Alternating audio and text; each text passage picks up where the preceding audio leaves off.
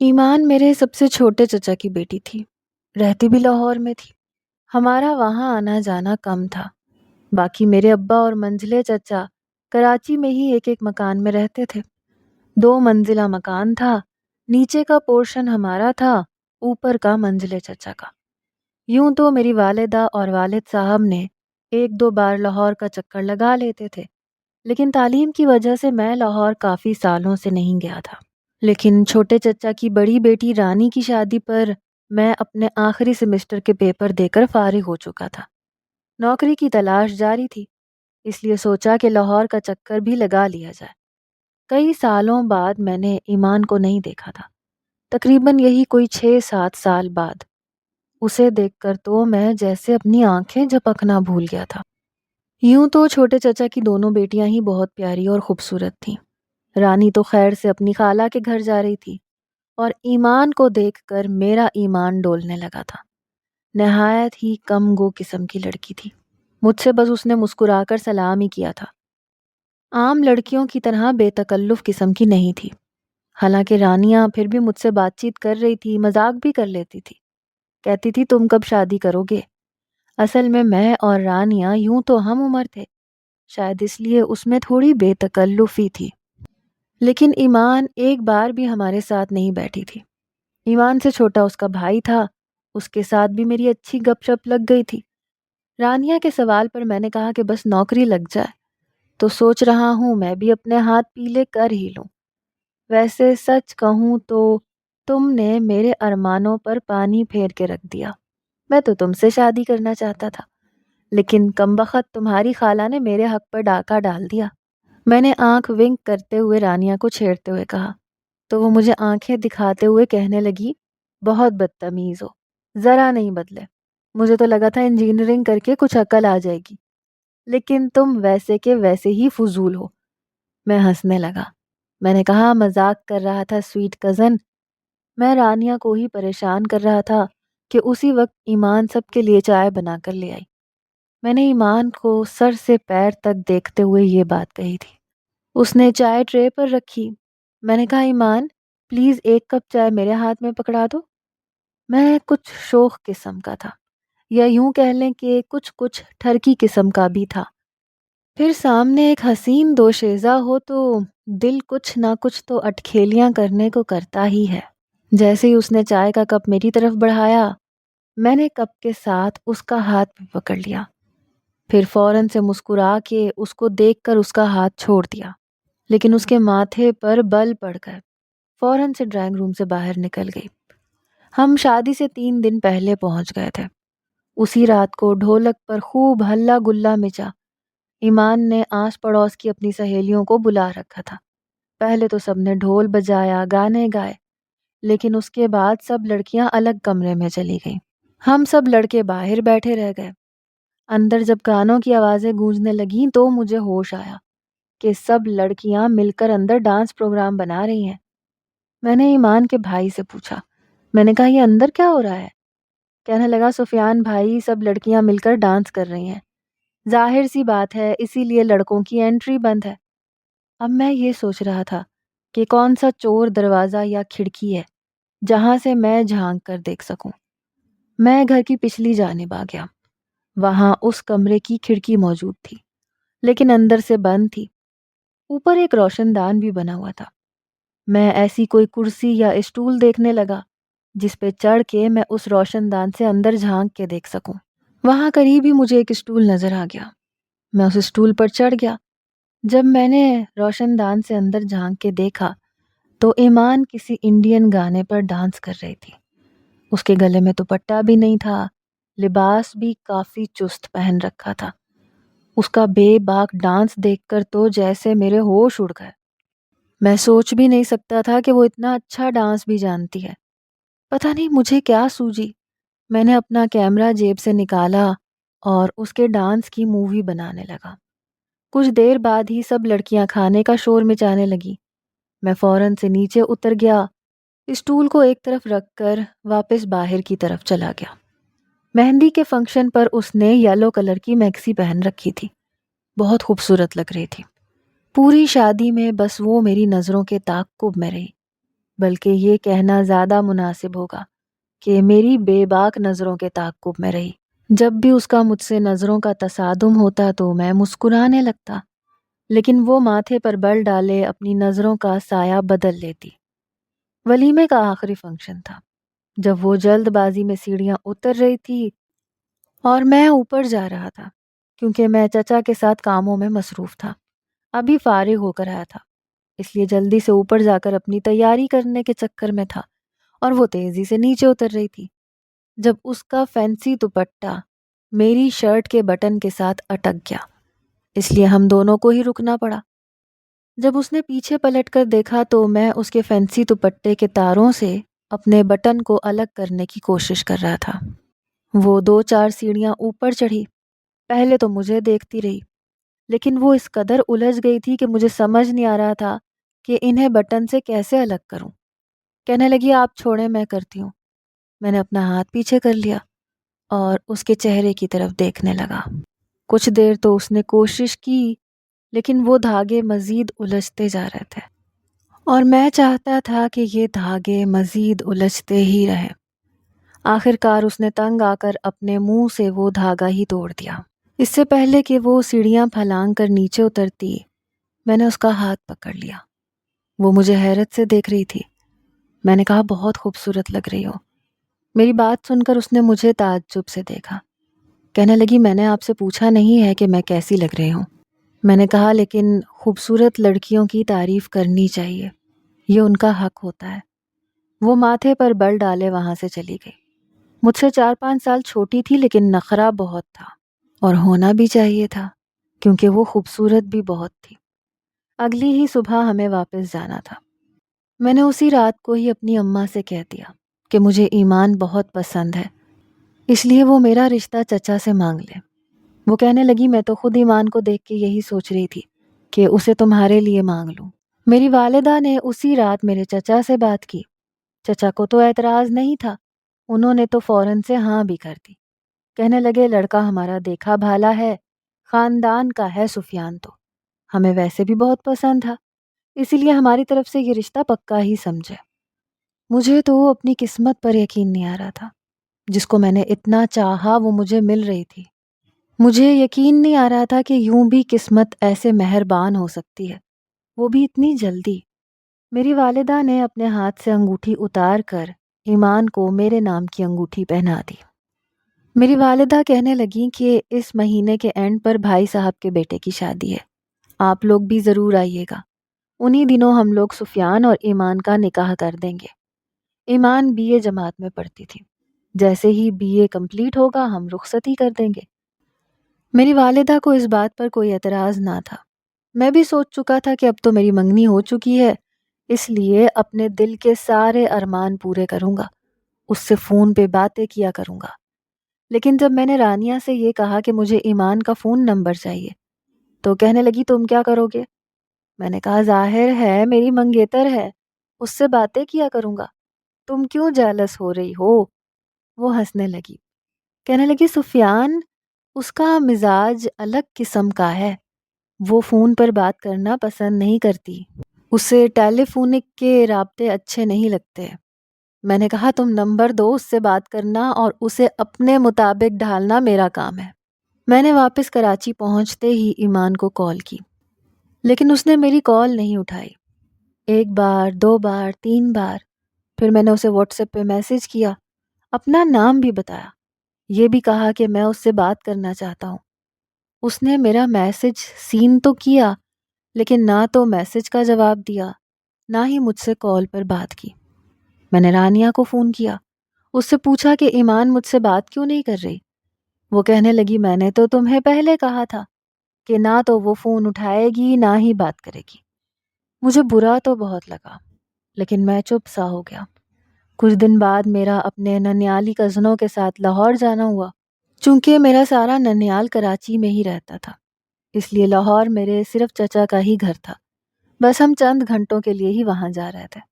اس کے بعد ہمیں آگے اسلام آباد مری جانا تھا، تو ایک ہوٹل کا کمرہ کروانے کے لیے کہہ رہے تھے وہ لوگ کہ چند گھنٹے وہیں آرام کر لیتے ہیں، لیکن میں نے کہا کہ نہیں، میرے چچا کا گھر موجود ہے، چند گھنٹے وہاں رہ لیں گے۔ میں نے دروازے پر دستک دی تو اندر سے ایمان کی سریلی آواز سنائی دی۔ کہنے لگی کون؟ میں نے کہا میں سفیان ہوں، دروازہ کھولو۔ کہنے لگی لیکن گھر پر نہ اماں ہے نہ ابا، دونوں رات کو آئیں گے اور عاشر بھی گھر پہ موجود نہیں ہے، اس لیے میں دروازہ نہیں کھول سکتی۔ میں نے کہا کیا مطلب دروازہ نہیں کھول سکتی؟ مجھے تو اس کی بات سن کے جیسے تن بدن میں آگ سی لگ گئی۔ کیا اس نے مجھے جھوٹا اور بد کردار سمجھ رکھا تھا کہ میں تنہائی میں اس کے ساتھ کچھ کر بیٹھوں گا؟ اس کی بات سن کر میرے خالہ اور ماموزاد کزنز سبھی دبی دبی ہنسی ہنسنے لگے، کیونکہ وہ جانتے تھے کہ میں اس کا منگیتر بھی ہوں اور کزن بھی۔ کہنے لگے سفیان میاں ہمیں نہیں پتا تھا کہ تمہیں تمہارے سسرال میں یہ عزت ملے گی، تمہاری منگیتر نے تو تمہیں اندر داخل کرنے کے قابل بھی نہیں سمجھا۔ چلو چھوڑو بھائی، چند گھنٹے کی تھکن ہی تو مٹانی ہے، ہم کسی ہوٹل میں کمرہ لے لیتے ہیں۔ میں تو اتنا شرمندہ ہوا کہ بیان سے باہر تھا، مجھے بہت غصہ آیا۔ پھر میرے کزنز نے میرا بہت مذاق اڑایا کہ پہلے لڑکی سے پوچھ لو تمہیں لڑکی پسند بھی کرتی ہے کہ نہیں، اس نے تو تمہارے منہ پہ ہی دروازہ کھینچ مارا، کھولنے کی زحمت ہی نہیں کی۔ کزنز کے سامنے میری بہت تذلیل ہوئی۔ شام کو میں اسلام آباد کے لیے نکل گیا۔ چچا کا فون مجھے رات کو آیا، کہنے لگے بیٹا تم لاہور آئے تھے، کہاں ہو تم؟ ہم لوگ واپس آ چکے ہیں، تم گھر پہ ضرور آنا۔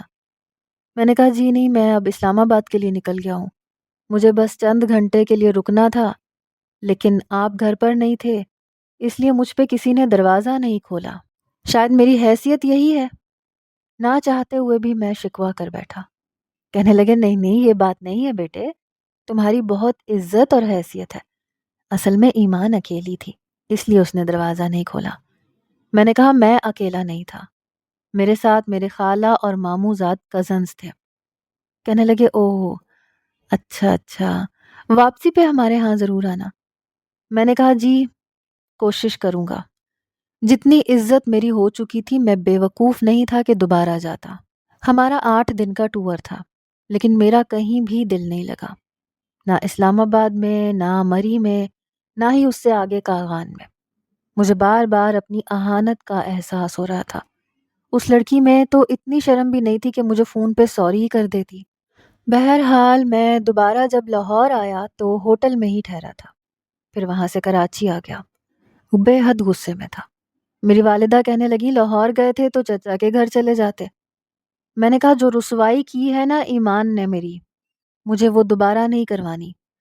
میں نے جب ساری بات اپنی والدہ کو بتائی تو وہ بھی حیران ہو گئی، کہنے لگی یہ تو بہت بری بات ہے، اسے دروازہ تو کھولنا چاہیے تھا۔ اس کے بعد میں نے گھر سے فون پر ایمان کے نمبر پر کال کی، اس نے فون اٹھا لیا، کہنے لگی ہیلو تائی امی کیسی ہیں آپ؟ شاید میری والدہ اسے گھر کے نمبر سے کال کرتی تھی۔ میں نے کہا میں بات کر رہا ہوں سفیان۔ یہ سن کر وہ چپ سی ہو گئی۔ اس سے پہلے کہ فون بند کرتی میں نے کہا میرا فون مت بند کرنا، تمہارے موبائل پہ میں تمہیں کب سے کال کر رہا ہوں، واٹس ایپ پہ میسیجز کر رہا ہوں، کیا بات ہے مجھ سے بات کیوں نہیں کرتی ہو؟ میری بات سن کے وہ بری طرح سے گھبرائی، کہنے لگی مجھے فون پر بات کرنا پسند نہیں ہے۔ میں نے کہا میں رات کو فون کروں گا، تم شرافت سے مجھ سے بات کر لینا ایمان، میں انکار نہیں سنوں گا۔ یہ کہہ کر میں نے فون بند کر دیا۔ رات کو 12 بجے میں نے اسے کال کی، لیکن اس نے فون نہیں اٹھایا۔ میں نے اسے میسیجز کیے، لیکن شاید اس نے موبائل ہی بند کر کے رکھ دیا۔ مجھے اس پر بے تحاشا غصہ آنے لگا۔ 15 دن بعد منجلے چچا کے بیٹے کی شادی تھی۔ لاہور سے سب لوگ آئے تھے، ایمان بھی ان کے ساتھ تھی، لیکن مجھ سے نظریں نہیں ملا رہی تھی۔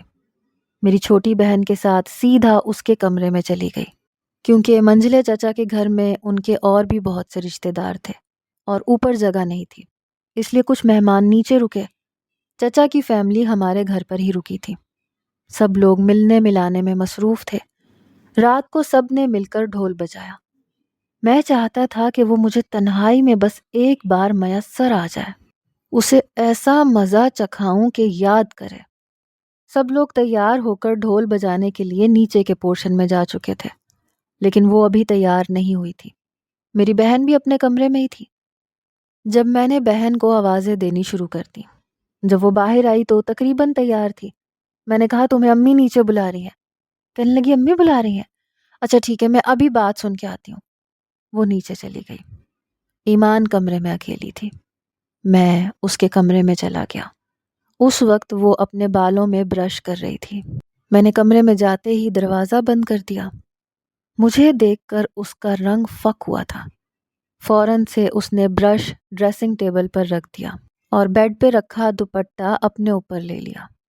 فٹافٹ سے دروازے کے پاس آئی، لیکن دروازے کے سامنے میں کھڑا تھا۔ کہنے لگی پلیز آپ یہاں سے ہٹیں، مجھے باہر جانا ہے۔ میں نے کہا اتنی بھی کیا جلدی ہے، کچھ دیر بات کرتے ہیں، چلی جانا۔ میں نے دروازے کی کنڈی لگا دی۔ وہ تو جیسے سانس لینا بھول گئی۔ اس کی رنگت یوں سفید پڑی جیسے کاٹو تو لہو نہ نکلے۔ بے حد بدحواس ہو گئی۔ کہنے لگی سفیان پلیز مجھے باہر جانا ہے۔ میں نے اس کی کلائی پکڑ لی جس پر کانچ کی چوڑیاں بھری پڑی تھیں۔ میں نے کہا کیا چاہتی ہو؟ اتنا بھی تمہارا کیا نخرہ کہ تم مجھے ہر وقت اگنور کرتی رہتی ہو، فون پہ بات نہیں کرتی، میسیجز کا جواب نہیں دیتی، تمہارے گھر آؤ تو دروازہ نہیں کھولتی، کیا کھا جاؤں گا میں تمہیں؟ میرا لہجہ نہایت سخت تھا۔ اس کے ہاتھ یوں تھے جیسے برف کی مانند، ٹھنڈے، تھر تھر کانپ رہی تھی۔ کہنے لگی میرا ہاتھ چھوڑیں۔ اس کی آنکھوں میں آنسو یوں جھلملا رہے تھے جیسے ابھی آنکھوں سے ٹپک پڑیں گے۔ میں نے کہا ہو کیا جاتا ہے تمہیں؟ کیا کہتا ہوں میں تمہیں؟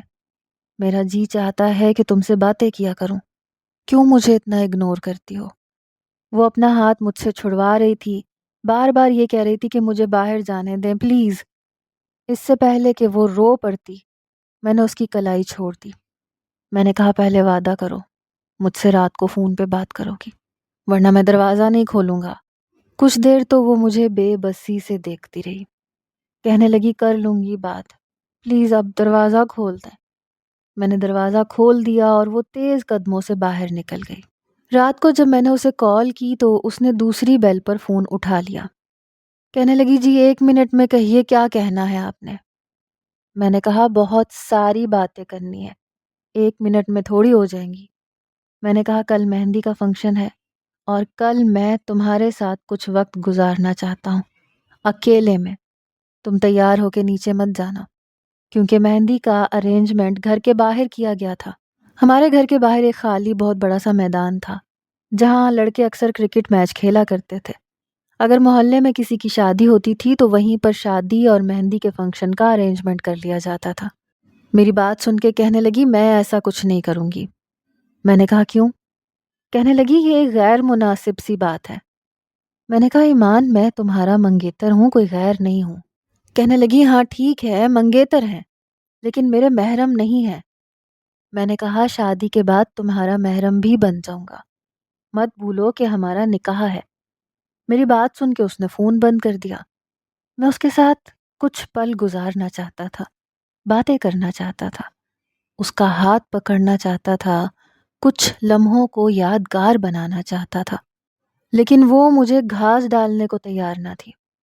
میں نے اپنی والدہ سے کہا کہ ایسا کریں قاسم کی منگنی پر آپ میرے نکاح کی رسم رکھ دیں، سب مہمان تو ہیں ہی، ضروری تھوڑی ہے کہ قاسم کی شادی الگ کی جائے اور پھر نکاح کا فنکشن کیا جائے۔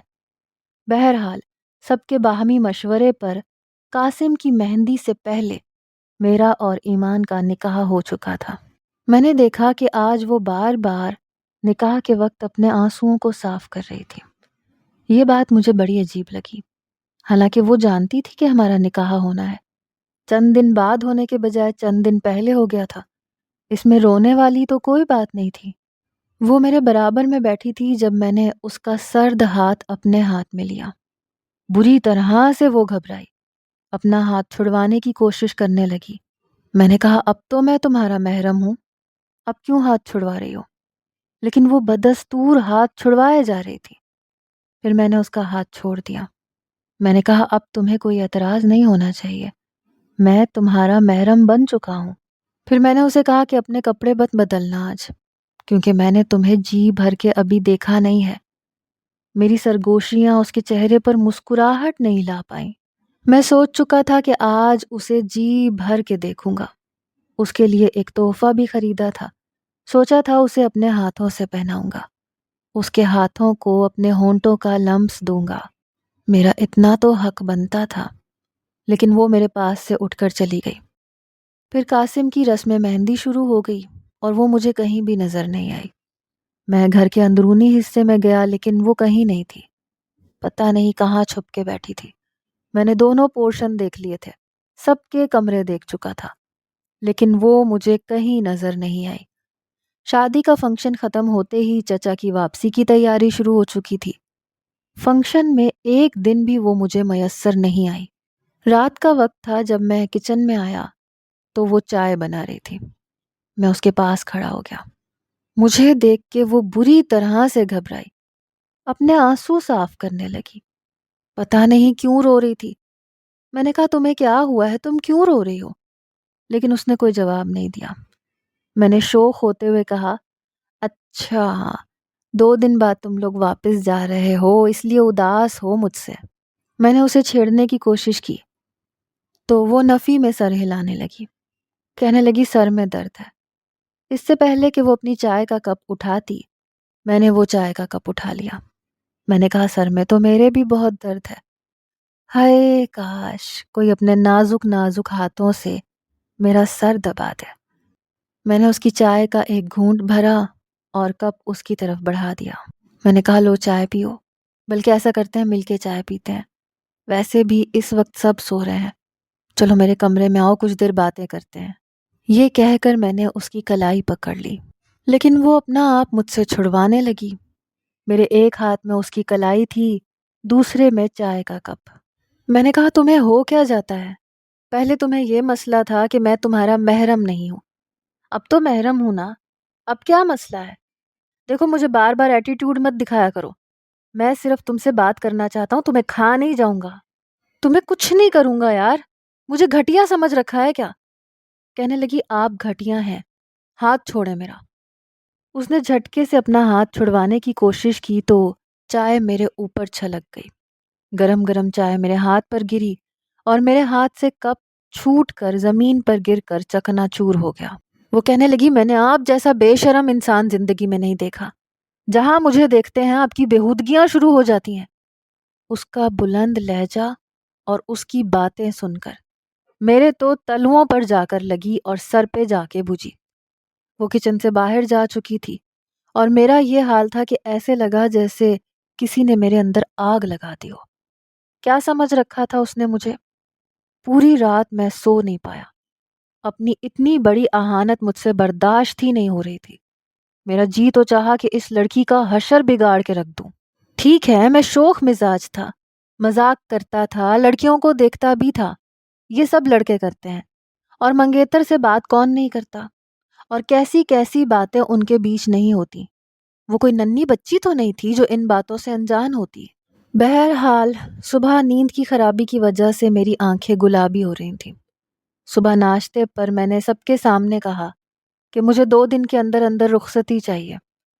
یہ سن کر سب لوگوں کے حیرت سے منہ کھلے کے کھلے رہ گئے، سب اپنا ناشتہ کرنا بھول گئے۔ کہنے لگے یہ تمہیں رخصتی کی کیا سوجھ گئی، ابھی تو وہ پڑھ رہی ہے، اور یہ بات بہت پہلے طے ہو چکی تھی کہ ایمان جب تک BA نہیں کر لیتی رخصتی نہیں کرنی۔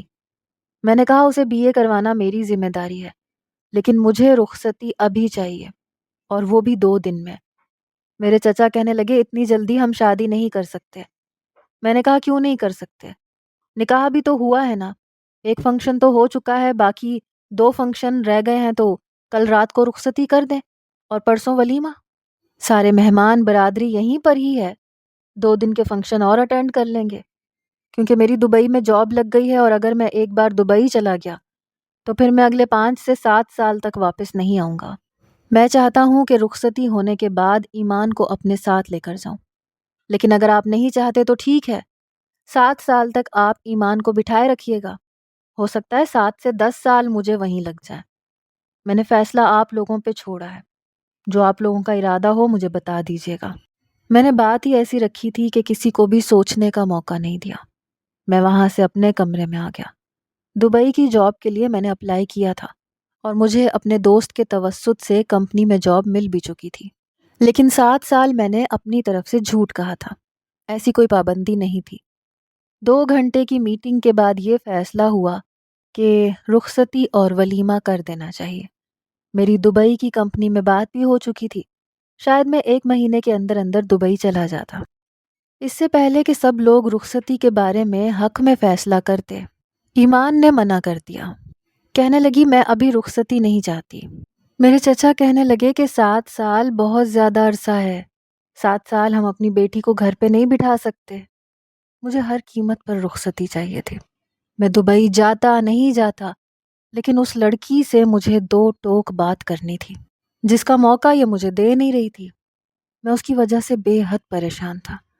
میں سمجھ نہیں پا رہا تھا کہ آخر یہ لڑکی اتنی گھمنڈی اور مغرور کیوں ہے، اسے کس بات کا غرور ہے۔ میری والدہ کہنے لگیں کہ ایمان کا کہنا ہے کہ وہ 7 سال انتظار کر لے گی، لیکن ابھی رخصتی نہیں چاہتی۔ میں نے کہا لیکن میں 7 سال بغیر بیوی کے نہیں رہ سکتا، میں اسے اپنے ساتھ لے کر جانا چاہتا ہوں۔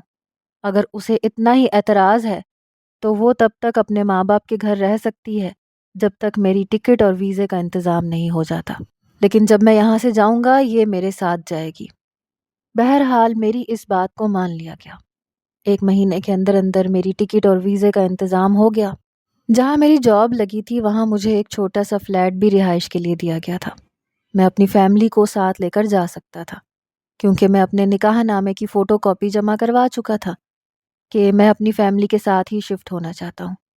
جس دن میری رات کی فلائٹ تھی، چچا نے دوپہر کی فلائٹ سے لاہور سے ایمان کو کراچی بھجوا دیا۔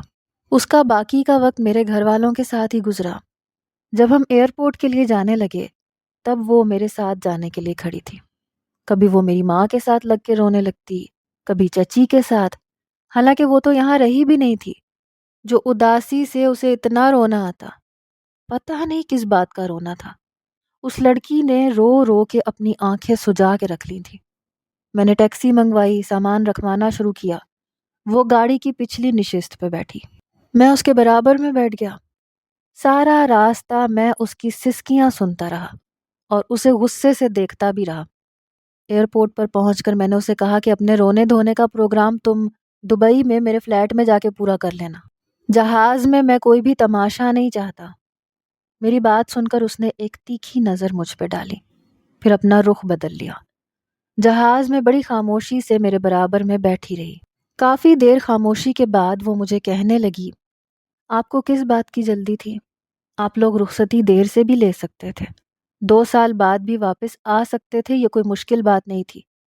میں نے کہا بالکل آ سکتا تھا، لیکن مجھ سے اتنا صبر ہی نہیں ہو رہا تھا، اور صبر کیوں نہیں ہو رہا تھا یہ میں تمہیں دبئی جا کر بتاؤں گا۔ میری بات سن کر اور میری نظروں کی وارفتگی دیکھ کر وہ نروس سی ہوئی، پھر کچھ نہیں بولی۔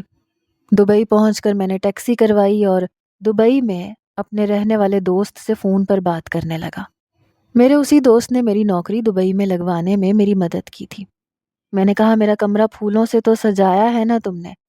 کہنے لگا ہاں، ساری سجاوٹ کروا دی ہے۔ اپنا کمرہ دیکھو گے تو دل میں دبے ہوئے جذبات ابھرنے لگیں گے۔ میں نے کہا دل کے جذبات تو آج ویسے ہی عروج پہ ہیں۔ یہ کہتے ہوئے میں نے ایمان کا ہاتھ پکڑ لیا، جس کی رنگت بالکل سفید پڑتی جا رہی تھی۔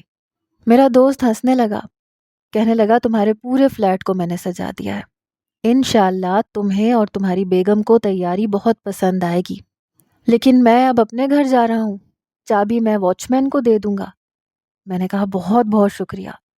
ایمان اپنا ہاتھ میرے ہاتھ سے کھینچنے کی کوشش کر رہی تھی، لیکن میری گرفت اس کے ہاتھ پر مضبوط ہو چکی تھی۔ آج میں اسے بخشنے کے موڈ میں بالکل بھی نہیں تھا۔